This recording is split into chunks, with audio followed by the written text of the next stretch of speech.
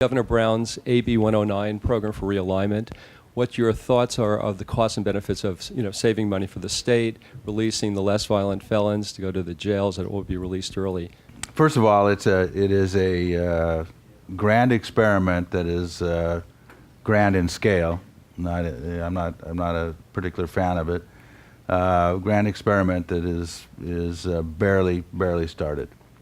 And it is a huge cost saver for the state. However, it is not a cost saver for the counties or the cities. And so it is a deferred cost, which somebody is going to pay. And that payment is going to come from locals instead of the state. Now, will we in fact be able to do a better job than the state? I don't know yet. We're trying, but it is not work that is going to get undone. It is not a significant amount of people that won't be in prison. They'll just be in county jail.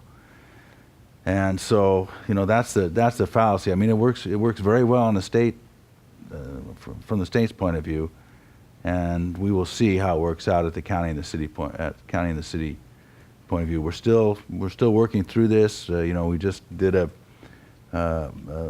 really large study on 4 cities in California, and what the status of probation and parole and recidivism and the risk factors involved, and whether or not the risk factors have been properly evaluated pre-realignment. So now we have to do it post. This is something that I hate doing things this way, where you have to learn on the fly, but that's literally what realignment is. There wasn't an overarching plan. It was dropped on us, and now we have to figure it out, which we will do. But I would have preferred it done a little more academically. Yeah, I rarely have nice things to say about California, which separates me from James Q. Love the place. We tend to think small and act big in California, and this is another example of that. I think they really should have experimented this with a small scale with a number of counties and seen how it works. Because I haven't seen any magic in what's going to happen in realignment that's going to make it any different than just shifting the buck from Sacramento to all of our counties. I just don't see how this is going to be the miracle solution. There's not enough change in business as usual.